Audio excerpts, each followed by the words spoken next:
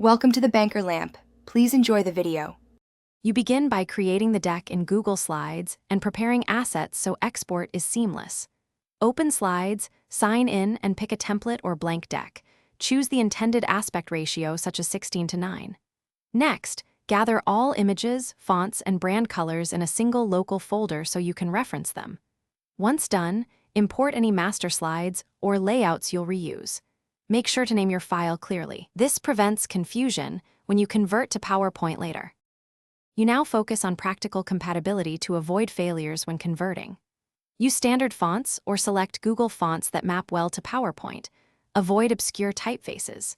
Reduce complex animations and favor simple fades or appear effects because PowerPoint may not reproduce advanced motion. If you include video, upload MP4 files to your drive and insert them as linked or embedded media, then set playback to start automatically or on click. Once these checks are complete, you finish by exporting and validating the PowerPoint.